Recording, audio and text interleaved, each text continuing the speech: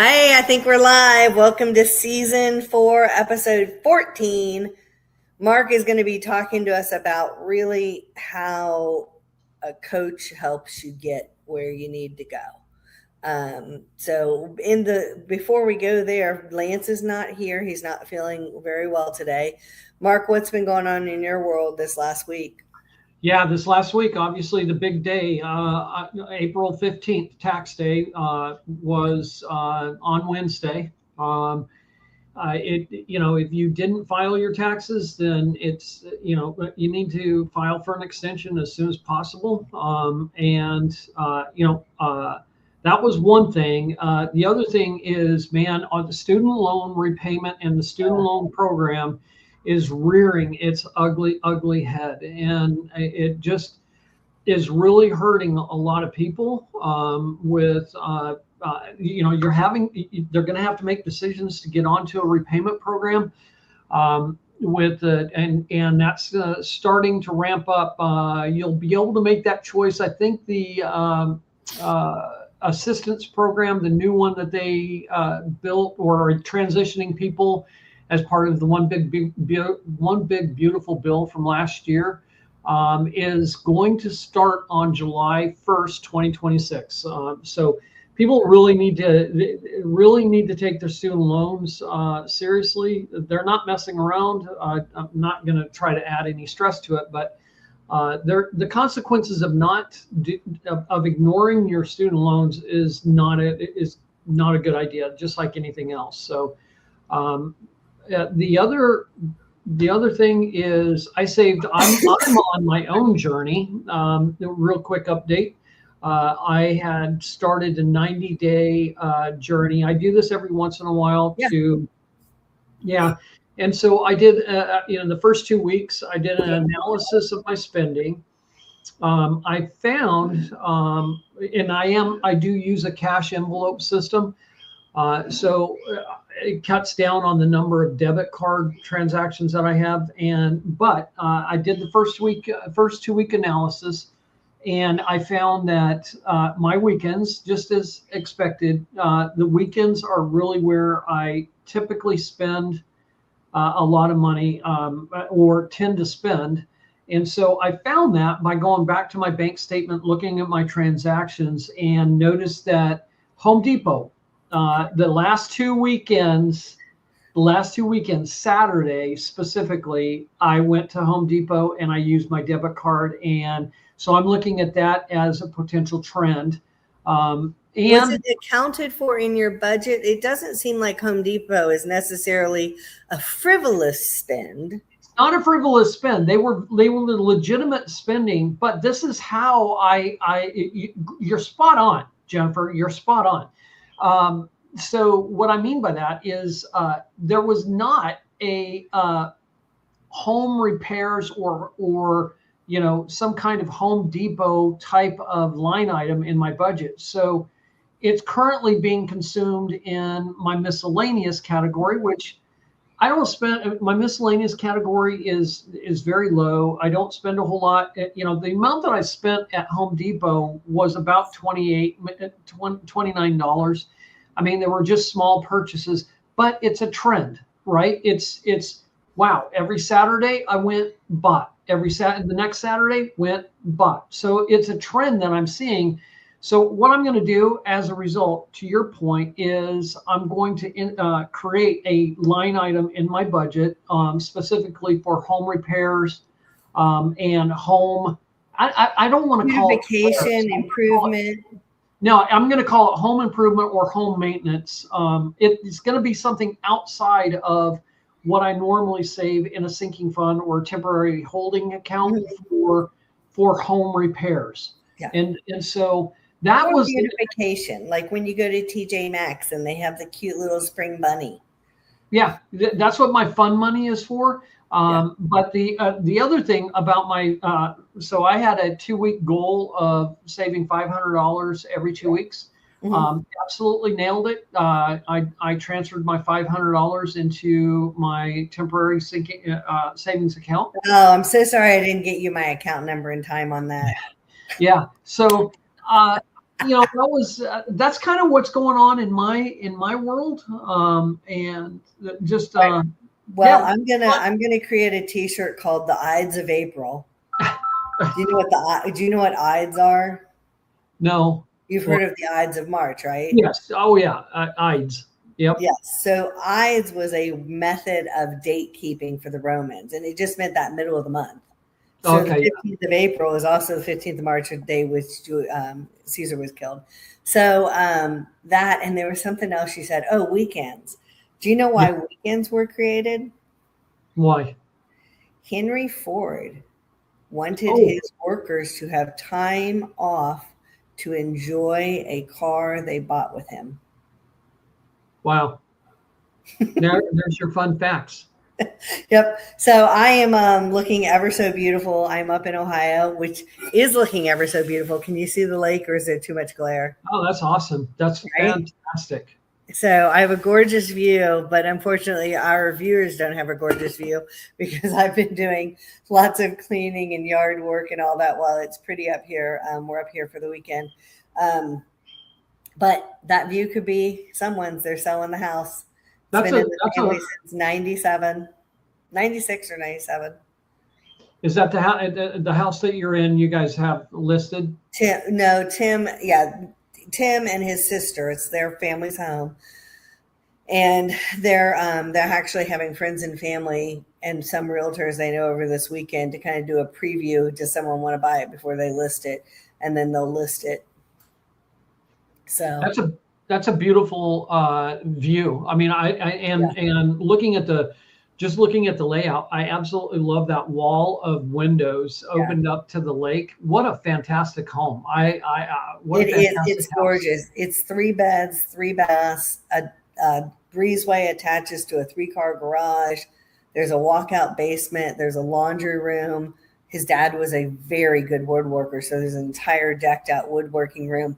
But this little lake up in Ohio, there were a number of communities that they built in the 70s and 80s mostly, and they would dam like much like we do with the Timms Ford Lake that I live on, but they would dam and make a small community.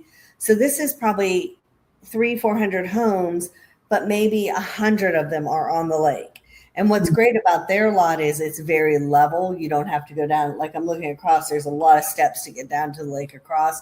And the lake on the other side is like 25 foot deep, whereas off the dock in season, it's probably 8 foot deep here, which means that when the dock lowers, the water lowers in the winter, you can do all the repairs and maintenance standing on dry ground. It's very like this lot is a huge thing. Plus the fact that they have a boathouse and a lift.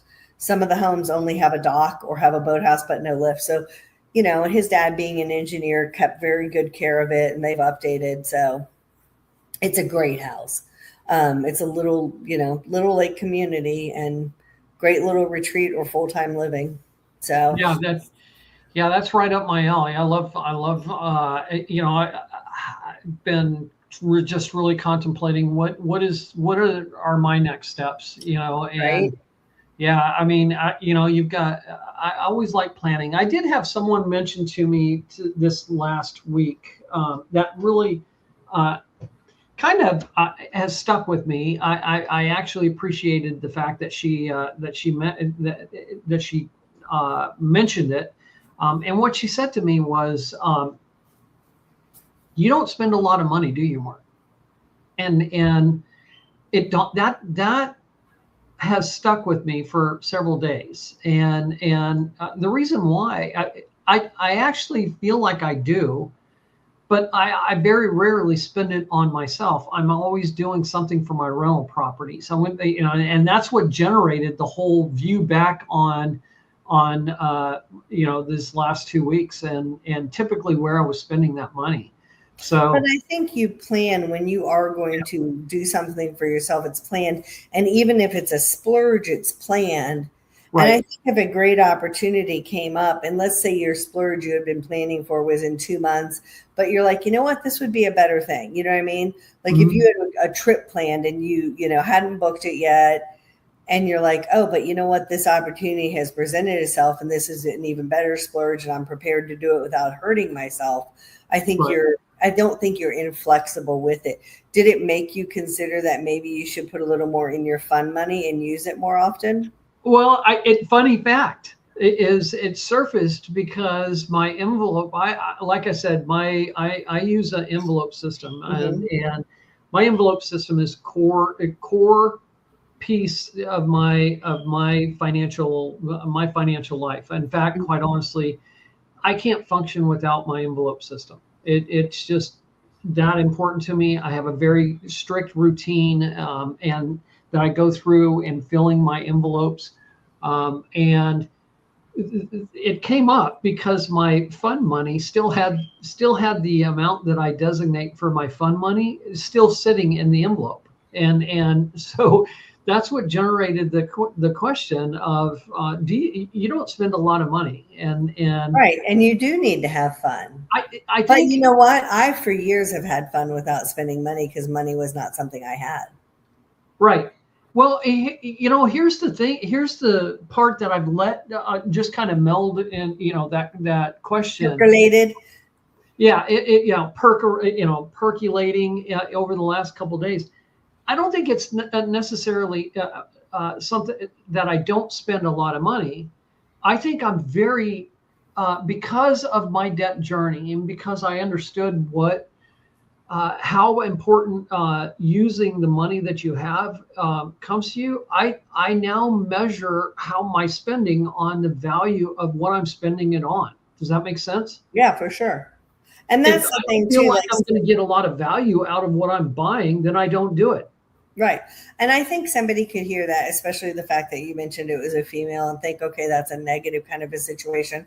And I know that you're single, and if you're dating, I think that you are fun loving enough, and it's not like you're austere like a Puritan. Right. You would Right. have a budget because you understand the importance of dating before and after marriage. I know you well enough to know that you would have something set aside to go on regular dates and an occasional big thing.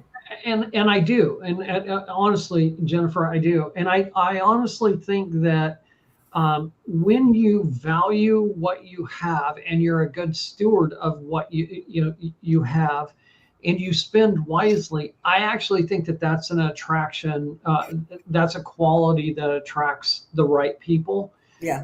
because that person will know that we're going to value what we have together. We're going to value how we spend that money, and whether or not what we're spending it on is going to have the value. We're going to get the value out of it.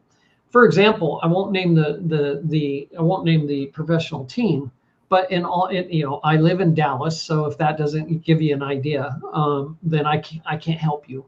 But in going to one of those professional games, I don't find the value of what it costs to go to one of those games. I don't feel like the entertainment value is there for the cost that they're asking for. I And used to that's have a season prime tickets to the example. Titans, and I felt the same. And I said, I just can't do it. Not only just the season tickets, but the Right. time out of my day. And if I wanted to have a drink or a sandwich, the ungodly amount that it cost. And like we were talking, Tim got pulled to get tickets for the Olympics, but not at the price that they're going to be. And Right. he's a dive coach. It's insanity. So speaking of coaching, Yeah. talk to us a little bit about how someone goes through their journey. Go ahead and put your slide deck up and walk us through how Yeah. you can help, because I could sit here and do on my own, but I know that if you have a coach that's helping you, first of all, like if I'm doing weightlifting and I know that I'm doing a bench press, right? And I'm doing it like Mhm. this, whatever it is I'm doing. Yep. I know how to do it. I'm disciplined enough that I want to do it myself. You don't have to say, did you go? That's not my thing. But if a coach is standing here, they might see that I need to just alternate slightly how I'm doing it to really hit the muscles I'm trying to hit. So there are a lot of things by being an outside presence that I think a coach can help with. And God bless, I know you've got to do some marriage counseling in there too, inadvertently. But walk us through your financial and career coaching and share with us what you will today. Yeah, so thanks for the introduction on that, Jennifer. So a lot of times it starts off with understanding uh, what a person is currently going through, and I always take it from the perspective that once they have reached out to me, they've already actually had a transformative moment. The transformative moment that they've had is that it's basically we can't remain where we're at, man. And right now I've been in this position and I can't. I don't know what I need to do next, and we really start unpacking that. And I've got some slides that we'll go through initially. It's going to kind of set up the stage. It's going to be an update from the last presentation by starting off with how much debt each the U.S. household has. I did update that slide. We're going to talk about that a little bit, but really, hopefully, I answered your question. Yeah, for sure. Go for it. Yeah, you did. Go for it. Okay, give me 1 second here. So let me. All right. Well, hi, my name's Mark Crater. I'm owner and of Aspire Coaching. I'm also a master financial Ramsey Solutions trained financial coach. I also have trained through Ramsey Solutions on the career coaching aspect as well. I love coaching. This up to really big, if it's okay with you. What's that? Is that okay with you if I do full screen so I can see better? Sure. Okay, cool.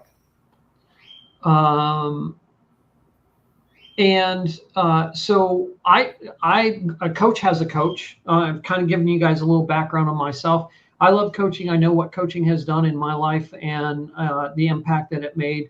That's why one of the reasons why I'm a coach in the spaces that I am. As we move forward in this, I think you're going to see some statistics about using a coach that maybe, hopefully, will shift your mindset about using a coach.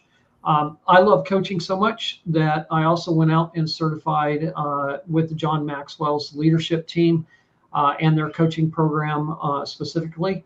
I also went through their DISC trainer for personalities, try to get an understanding of how to learn about people and their types of personalities.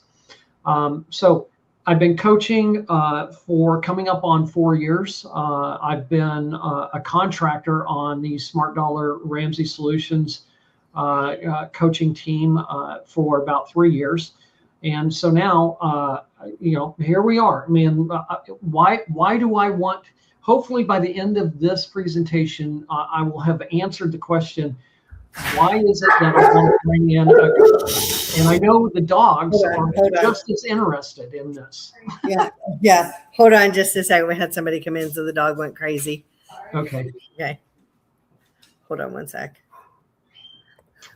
We're going to start off by talking about the total U.S. household debt. This is an update from the previous presentation that I did. Because in February of 2026, the fourth quarter of 2025 numbers were released, and we grew in debt. Once again, the trend line on debt is just continuing to grow and grow and grow. And so we're taking on more and more debt. It grew from 18.59 trillion in the third quarter of 2025 to 18.99 trillion in the fourth quarter of 2025. It's driven by increases in mortgage, credit card, student loan balances, and it represents an increase of probably not quite 197 billion. That number, I think I may have gotten that number wrong, but anyway, we'll move on. So total debt is 18.99 trillion, and again, the trend line is going up. One of the important things to recognize is the last bulleted item on this, the delinquency rates. Approximately 4.5% of outstanding debt was in some stage of delinquency. So that totaled $836.55 billion. So we're taking on debt, We're not paying it off. It's going into delinquencies and therefore wreaking havoc with your finances. And that happens. So when people come to me and say, Mark, in that transformative second, I don't want to be here anymore. I'm sick and tired of this because I want to buy a house. Well, now we understand the struggles of getting approved, in some regards for your home purchase. Mm-hmm. So moving on to slide number 3. Okay. So I updated the original slide to include the projections out to Q3 2026, along with the released numbers for 2025 fourth quarter. Basically, in a nutshell, America is drowning in debt, and we've got to stop the debt cycle. We're not if we want to have the things that we want to have, it's simple. It's simple. One of the most important questions to ask yourself, if you're in that just on the other side of that transformative second, and you've reached out for help, or you're about ready to reach out for help, is just simply ask what the most important question that you can ask yourself when it comes to finances. And I know I just everyone was like, what? Okay, here we go. What is it? I want you to ask one simple question. That question is this: what is the most important thing to you? Because once you answer that question, if getting out of debt and trying to change your finances is the most important thing to you, then the fact of the matter is it's not hard to say no to anything. In fact, I just gave you a beautiful out to answering anyone that might be trying to tempt or distract you from where you want to go. If it's not the most important thing to you, then the simple answer is, I'm sorry, I can't do that right now. There's some other things that are more important. You don't have to define what that is. You don't owe anyone an explanation. It's like when a beautiful woman walks up to you and says, hey, I'd like to take you to dinner. And you're like, sorry, I'm married. It's just no. No, exactly. And that's another analogy. If this resonates with anyone that may be listening right now, I'd love to talk to you, because if getting out of debt and taking control of your finances is is the most important thing to you, then I don't think you're going to have a problem saying no to anything else. With that being said, you can see that $1.68 trillion, or 9.5% in 10 quarters, is where we're at. If you look down at Q4 2025, you're going to look right at that 1899. The dot might be a little bit above that, but where we're projected to go is upwards of $19.5 trillion worth of debt. There is if you look at the trend line, we're not headed anywhere but up as consumers in America. And this was sourced from the New York Fed household debt and credit sites. So time to get off the hamster wheel. If you don't want to be here, then it's time to get off the hamster wheel. Any questions on this, Jennifer? Does this resonate? Yeah, the only thing that I have is, I know that sometimes when you're so deep in debt and there seems like there's no hope, and you're asking what's important, it's so bleak that you don't even know if anything is important. It can be, absolutely, and we're gonna see some of why you want to hire Aspire Coaching as later on, and because you brought up a very key element to our values and what drives Aspire Coaching, and that is the word hope.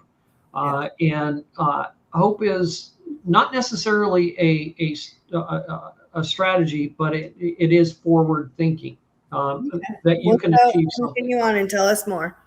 Yeah, we're gonna head on to. So anything else resonate here with you? No, they're ugly numbers. Yeah. Makes me think about the Jubilee they used to do in the Old Testament when all debts were wiped out. That'd be a lovely thing. But Yeah. that's why you can't just wipe out student debt alone or this alone or whatever. You have to do all debt, but that's not going to happen in our world. So Yeah, exactly. It'd be interesting. I know Lance is not feeling very good, but I know he's listening. Lance, I'd love to have your take on this slide, and especially in your mortgage brokerage business yeah. and what we're facing. So, but I'm going to move on because time is of the essence. Yep. So, reasons to get out of debt: you want to take back your control. Take back control of your life. You lower the stress and increase peace of mind. And you want to create momentum to build real wealth. On the other side of your debt is building wealth. All of that money that you're using right now to send to someone else is then now available for you to spend on yourself. And in my case, I guess I don't spend a lot of money. So there you go. Okay, now we're going to get into real world success benchmarks and common coaching outcomes. Some of the reasons I want to shift into, and I didn't put a slide in there to transition us from all of the debt. So now that you've got the debt in your mind and what we're facing, I want to start transitioning into why you want to bring a coach into your situation. It's kind of like the theme of the title of our podcast today.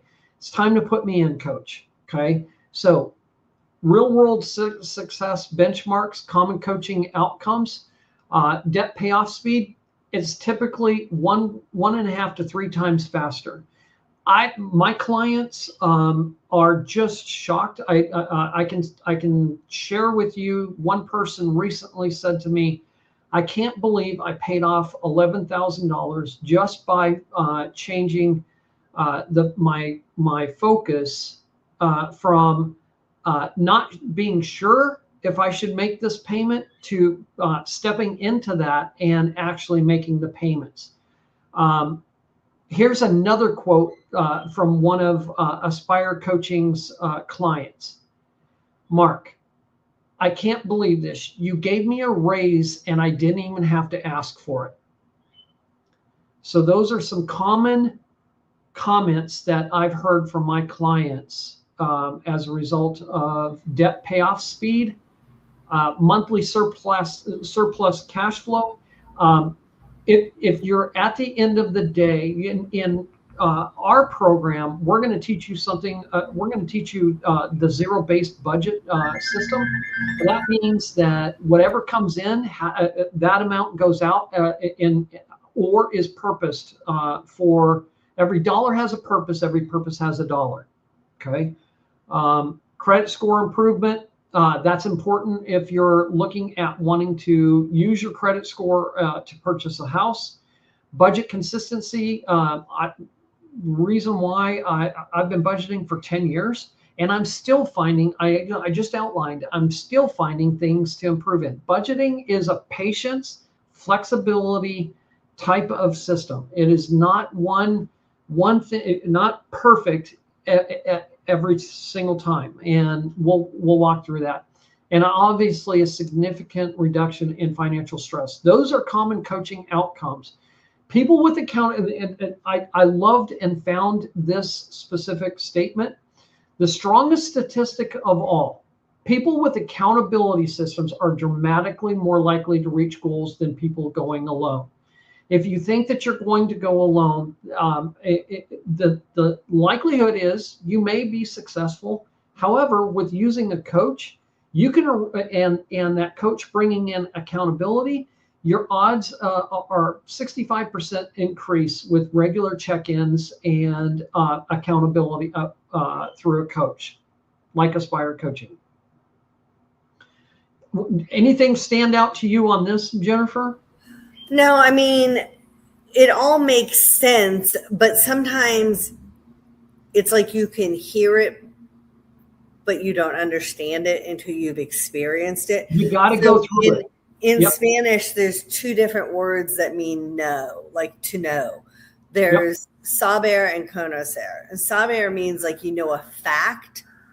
Conocer is you know like a person. You've experienced it. Yeah. So these are all the facts, but then when you share the quotes, that helps us understand more what it is like to know to be in it. So yeah, I'm interested to hear more. Yeah, absolutely. So one of the things that you just said triggered the phrase for me. I'm going to kind of borrow it from Top Gun Maverick, and I'll dive into this a little bit. Is in what you just said, and to use that phrase. Sometimes we have to stop thinking and start doing. Okay, just stop thinking and just do. And we can also get caught up in something called paralysis analysis, and it's circular thoughts in our head of if I do this and I don't do that, and if I do this, and it's just a circular process, and you don't take steps, and before you know it, a year and a half has gone by, 2 years has gone by, 5 years have gone by, and nothing has been changed. Nothing really of substantial change has taken place. You're achieving average. So that's when you were talking, that's what comes to my mind. Okay, proven success rates of financial coaching. Goal achievement increases dramatically. People working towards goals on their own achieve 30 to 40% success rate. That goes significantly down the minute that you find that you hit a hurdle and you're not sure what to do. People with a coach or accountability partner, that success rate drives up to 65 to 95%. This comes from research by organizations like the American Society of Training and Development, which found simply having a goal, 10% success. Adding accountability, it jumps it to 65%. Regular check-ins, which Aspire Coaching implements, we have a 90, I want to back that off. You can have up to a 95% success rate, okay? Regular check-ins for Aspire Coaching clients, we like to do a 2-week, every 2 weeks, we want to see, we want to talk, we want to get together. In fact, one of the things that I wanted to point out that is different with Aspire Coaching and many other coaching programs is that we don't sit there and count the number of times that you schedule calls with us. Basically, you're hiring us for the entire month. I don't care how many times you want to schedule. If there's time if you've got an issue that needs to be resolved, if you have questions, we're available through email as well as phone calls. But that's the difference between Aspire Coaching and a lot of other coaching programs. I'm interested in your success. I'm not interested in counting how many times we meet. Anything specifically jump out at you there, Jennifer? Well, I have a question for you. Yeah. Why do you think accountability in the regular check-ins improves things so much? I have an idea just from knowing people, but I'm curious about what you think. Well, accountability is doing what you're saying that you're doing, and that you're making the steps, you're taking the steps to doing that. Regular check-ins. Let's go back to what I said before in that one question. If you have found that the most important thing to you is your finances, accountability and regular check-ins, not an issue. I think it's simpler than that, Mark. Go for it. I think that we as people really have an innate desire not to make people happy and to not disappoint people. And so if I have said, this is my goal, and you have said, great, I want to work with you, and here's what I want you to do by the next time we check in, I have a desire even more. I think sometimes people have a desire to meet their goal, but to please or make other people see them as successful in what they've done and have that pride that I did it, and also not just, like I said, not disappoint, but also to share that success when they happen. And if I sit there and go, okay, gosh darn it, we said that I was gonna, save $10 this week, right? I was Yeah. gonna try and have a surplus of $10. I don't know if that's even a thing, but I was gonna have a surplus of $10, but something happened, maybe something broke that needed to be fixed. Yeah. And so Yeah. I had to spend the $10, but I can come to you and say, hey, it was an extraneous circumstance, and you can validate that, yeah, that actually was $10 that you did need to spend. Maybe Right. it was $100. You broke your foot and you had to go get crutches.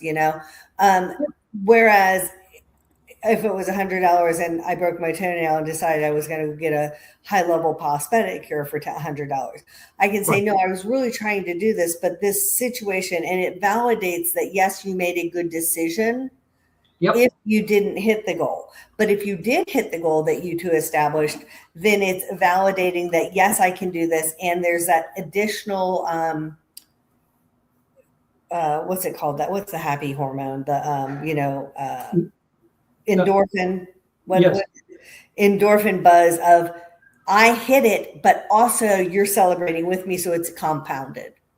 Yeah, and Jennifer, you really set up the next slide, because we're going to talk about what a good coach is, and in the elements that you're setting up here is that here's flexibility. It doesn't always work out the way that we want it to, but you're making strong, good decisions, and you're not making those decisions where, oh, you know what, I'm out, we splurged on dinner, I guess I better pull some money from my emergency fund, right? Right. You had a situation that came up, you repurposed, and this is life happening, right? Yeah. You're flexible. One of the hardest things to overcome is people, when you sit down and you look at your finances and you say, I've been working on this for 4 hours, it's perfect, I know this is going to be the perfect formula for me, and 2 weeks into that perfectness of the week, something happens like you just described. It takes you off of the plan that you have, and you immediately come back to, I knew it wasn't going to work, I knew this was going to fail, it's not perfect, why should I even go forward anymore? Right. That's where a coach can come in and say, give you that safe space. That's where Aspire coaching comes in, that gives you that safe space to be able to say, hey, you know what, I was having to be flexible. I don't expect that's going to be happening next month, so let's get back on it. And having that safe space to communicate that. That's one of the most important aspects of a good coach. So I think I'm just going to move. If you don't have any other questions, I'm going to move to that next slide. Other aspects. What's that? Tell me the other aspects. Yeah. Okay, so let's jump into the core elements of a good financial coach. Number one, strong listening skills. I've said this many, many times in several different forums that we have. A good financial coach listens. They are able to say, and they understand, not just respond. A lot of times, just be quiet and let your client talk. A client's real issue is often deeper than, I need a budget. Jennifer, one thing I was going to tell you today is this is not a budgeting presentation. How about that one? Yeah. There may be stress, fear, relationship issue, conflict, or lack of clarity, and could be denial. So it's much more deeper than just, I need a budget. Empathy without judgment. We just talked about that. Many people carry shame around money. I know I did for a long time. A good coach creates a safe environment where clients can be honest and move forward. They challenge clients without shaming them. Empathy without judgment is in my mind, is probably the one of the core elements, deeper elements. Number one element that you or a person has to have as a coach. Number three, ability to simplify complex topics. Good coaches turn confusing financial concepts into clear next steps. At Aspire Coaching, we have a 90-day sprint milestone method that we use, and it's been fantastic for the majority of clients that have gone through it. And then finally, accountability and follow through. Progress often comes from consistency, not one big move. Did you hear that one, Jennifer? That one is, I'm going to sell my house and pay off all my debt and then buy a new house. That's a big move. That's a single. No, and in fact, I'm going to share with you. I know we're looking at time here, but I'm going to share something with you. In my opinion, the second best financial book on the planet. I think I've shared this with you once before, Jennifer. I've asked you this. Do you know what that book is? The Bible. Or is that number one? That's number one. That will always be number one. Yeah. But the second best financial book on the face of the planet is the story about the tortoise and the hare. Yes. The tortoise always wins. Methodical, day after day, step after step, boring, not running around trying to make one big move and looking for the silver bullet. Gotcha, I'm done, I'm out. I didn't learn, and what that leads to is I never embraced the difficultiness of getting myself to where I want to go. This is why lottery winners get broke. This is why people who have large inheritances unexpectedly, who have never been made to work and have the ability to provide for themselves, lose their inheritances, and why, people lose houses when they finally have been able to buy them, or, like you were saying, that's exactly what's going on. Yep, exactly. Now, what do you get through Aspire Coaching in regards to just, we are not a, you need a budget. No. We're not, that's not Aspire Coaching. I want to describe what Aspire Coaching is to those people listening. Aspire Coaching provides clarity, confidence, structure, accountability, and what you were talking about earlier, hope. Mm-hmm. That combination is powerful because many people need the emotional momentum as much as math. Math is only a portion of it, but a small portion of it. Being confident, being consistent, having a clear idea, knowing that you're going to have accountability, and the hope of if I go through this program and if I go through these steps, I will get to where I want to go.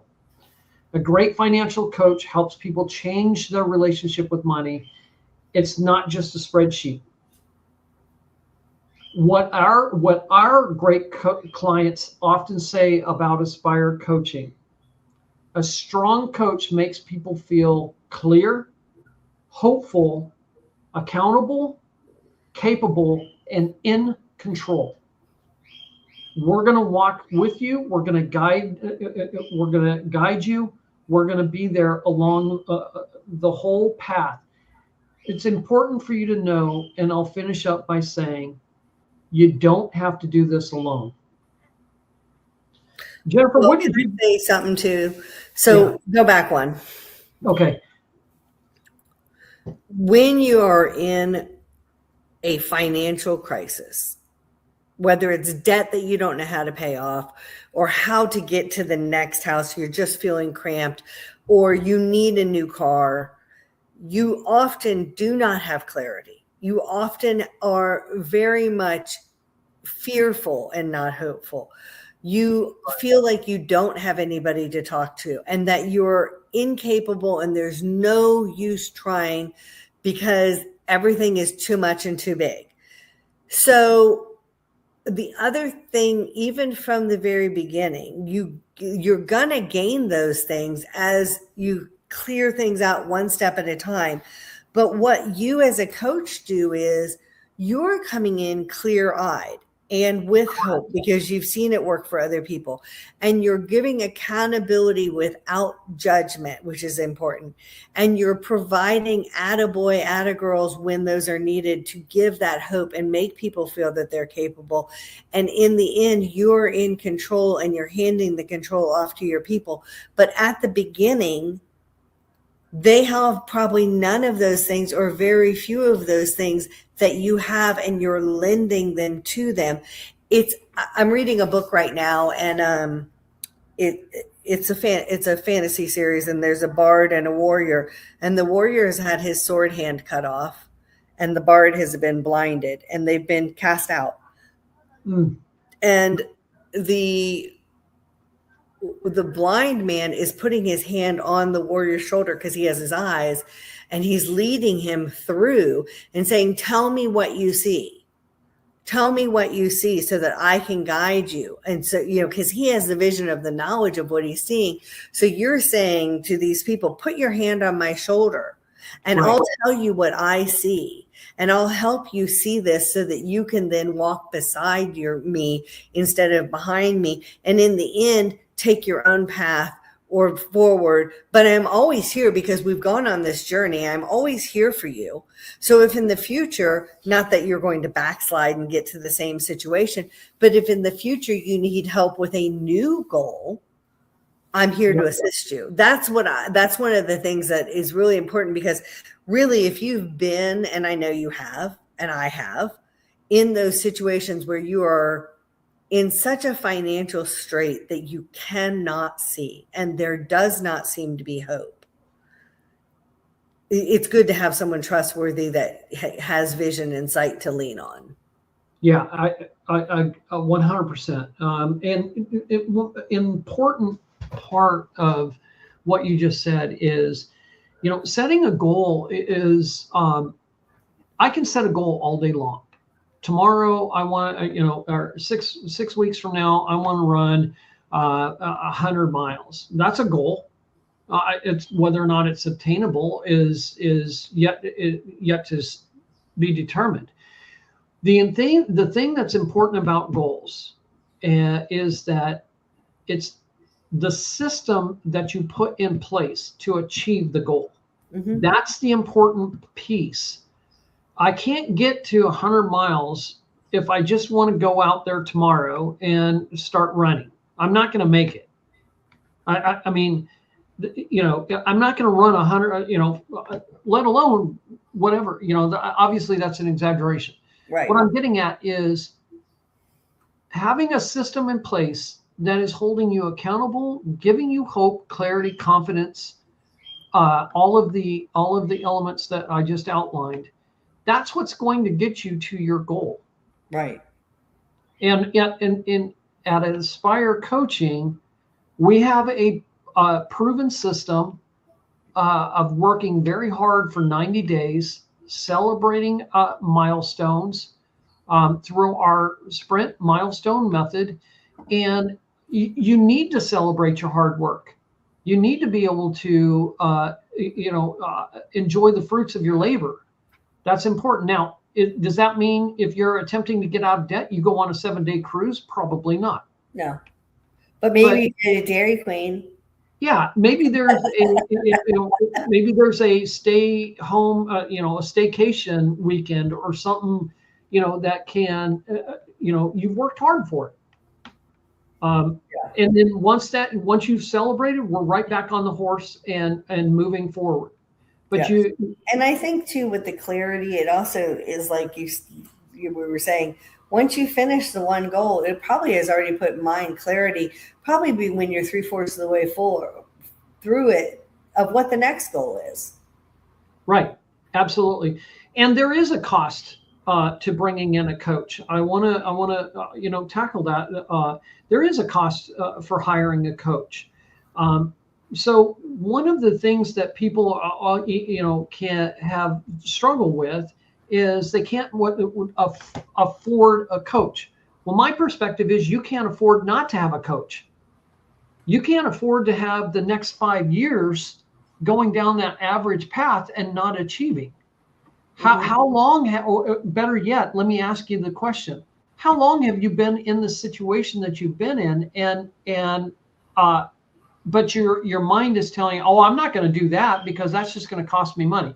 And yet you stay in the place that you are for years and years. Mm-hmm. I agree. Let me ask you this Yeah. question, Jennifer. If you could pay $2,500 to find a way to pay off $30,000, would you do it? Right. I mean, yeah, it's the return on the investment. Exactly. Yeah. No, I know. And if your most important thing to you is getting out of debt, the statistics don't lie. Right. 3 times, up to 3, at least from the recent research, that up to 3 times faster getting out of that debt. Okay, if look at it like this, if you spent $100 for a year, and that got you out of debt, and if you sped that up 3 times faster, then how quickly would it take for you to recuperate the cost of what you're spending on a coach? So you know what? I think you should bring a stat for us next week, and that is the average American household's credit card debt, whatever that is. Let's history major math, $10,000, whatever it is. And whatever the average credit card rate is, which I think we're in the 225s or something. So how much is that per year that you are paying to service your debt? I think that would be a very interesting statistic compared to the cost of hiring a coach. Yeah, I absolutely. I can tell you right now, I've never not found my fee inside unplanned spending working with clients. Sure. But I think that would be a really interesting number to know. The other thing I'd like you to plan to do on one of the sessions when we're focusing on you is maybe some tips for people like myself who are non-consistent income. Okay. Yep, I can do that. Irregular income. Because I think that sometimes we tend to be in a more frustrating situation because we're like, well, sure. But when is what coming? You know what I mean? Like I've told you, I try and keep a 3 to 6 month of emergencies. But what happens when that goes sooner than that time period and it doesn't build up as quickly? I think that would be a good thing to do. We'll do a presentation on irregular income. How do you budget for it? How do you manage an irregular income?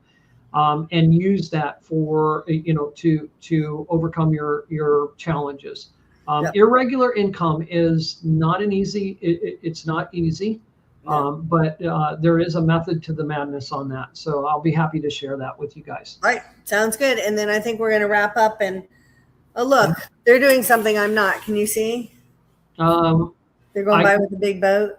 They went by with a boat. Yeah, I saw that. I'm getting ready to go out with a shovel and a pressure washer. That doesn't sound nearly as fun. Yeah, that sounds like not fun. So, but at least it's a beautiful day, and it is good to be able to physically do things. There are people who can't. Yeah. So, all right, well, enjoy your day. Until next time. You do the same.